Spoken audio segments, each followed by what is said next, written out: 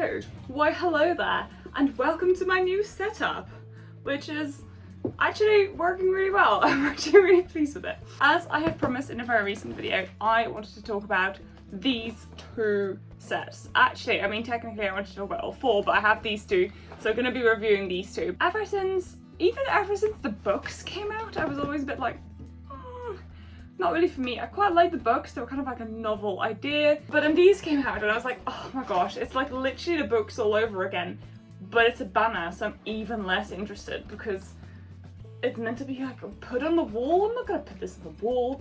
However, just like with the books, Legos won me over. I've got both. The reason I ended up buying them, and the reason I knew I was going to get all four eventually, is because I've made this commitment that I'm going to literally be collecting every single Harry Potter figure since 2018. These all have unique minifigures to them, so I have to get the figures. I could have bought them individually, but I was kind of curious about them. They're kind of like a nice set if you can get them at a discount. And there are some interesting parts in here that I want to see because there's some new like tiles and stuff I haven't seen before. So I just was curious about them and I was like, do you know what, I'm just gonna buy the set. I've been given this one as a present from Ollie after a really tough week of work, and then this one I've purchased on a huge discount, so I got that one for £19. Now, these retail I think for like 28. That was beyond my comfort level. I was like, no, don't want to pay that. I would be happy to pay 15 for them and that's about it. But I have paid a little bit more. This is 19, but that's still a huge amount of discount from like their original RRP. Having got all of that background out of the way, let's have a little build, shall we? What is happening? I'm opening the boxes. Okay, it's one of those push ones. Oh! Okay, straight up, one of the things I've been super curious about are these kind of like 3D cards. These are kind of cool. So we have some stickers. Oh, these are really good like mock stickers actually, for anybody curious. There are like bookshelves and sort of detailing, also very cleverly some references to the Harry Potter buildable books that they had right in the top corner.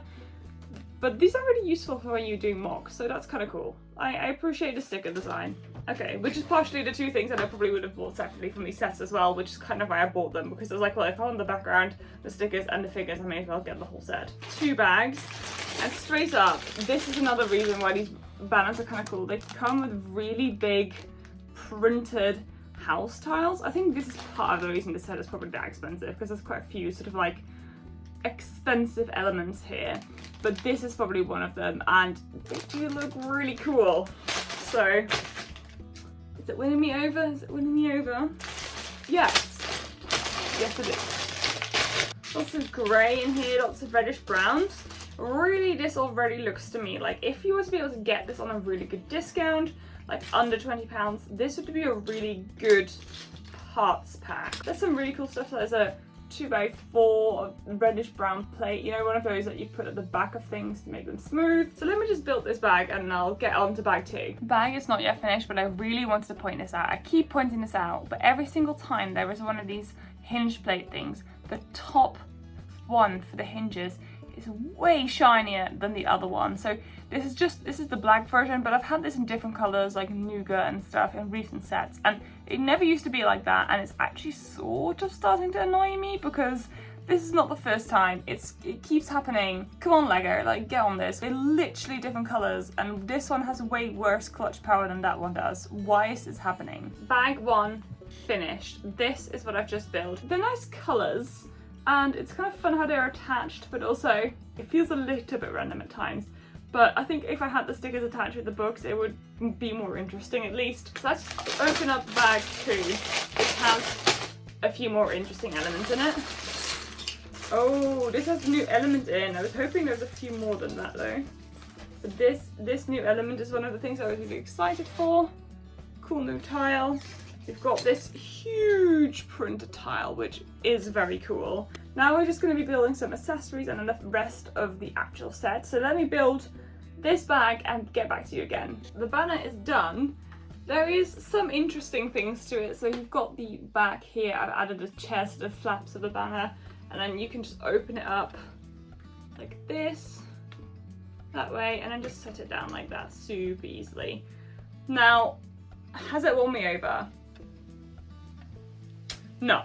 What I do want to say though is what I personally think is this is definitely improvement as a playset on the books because I feel like it's very much the same concept, it's just slightly more playset friendly, because I think the downside that you had with the books, unless you have the instructions, it's going to be super difficult to remember how to put them back together and make them books again.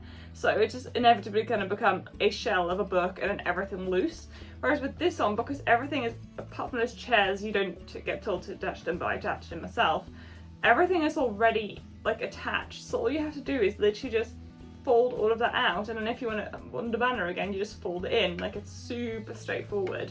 And then you've got a cute little thing to hang up. So yes, I personally think it's an improvement on the books from a playset perspective, but it's just really not for me. I'm honestly sort of like, yeah, whatever. I am going to build the other one though, and maybe I'll have a different opinion, but I doubt it. Same note on the hinge plate, by the way, in this set. Way more shiny. Why? Alright, second one finished. Interestingly, I have a different opinion now, which I wasn't expecting to. But actually this one comes with way more like separate builds than this one. So the Ravenclaw only really has these two separate because you can attach the chairs to the banner. Whereas with this one you have all of these sort of like builds that, yeah, you can slot away. They're just not as obvious. So the best way to do it, and the way that they instruct, is just attach them to the bottom there. Kind of like that way they're hidden. But personally I think it's not as elegant, and even some of the builds that you do feel a little bit redundant. Like there is this really random pumpkin thing, like, okay, we don't really need this. Having said that though, this one does look really pretty. I really love like sort of the Hobbit style round vibe of it. I do think because of the colours in this, it's slightly less worth it for probably passing out. There are some interesting elements in here, like those swirly pieces in like green. I haven't seen those before. Overall, I don't think that one is as sort of like desirable as this. There's some really cool elements in here, and especially sticker ones that I'm probably going to keep. My opinion still remains, they're not really for AFOLs unless you really want something from them. I do think that these Quidditch jumpers and figures are really cool though. I really do love that we're getting all of these new uniforms in all of the houses. But the Quidditch jumpers in particular are super detailed, so I think they're definitely worth it. They're really, really cool. So the figures are good, but the build itself isn't really for me. I really do think that's a shame though, because the figures are really strong, the sets are just a bit meh. But as we all know, obviously Harry Potter is a children's theme, so there has to be really good sized children's play sets. And I do think if you're buying this for a birthday or something, like a birthday party, this is a really, really good little thing to give kids. It's a really fun set to keep them busy, and that does allow for a lot of play opportunities. Can I just say though, the Hufflepuff build came with this ice cream snack table. The Hufflepuffs have it going on. I hope you found this useful, or at least interesting.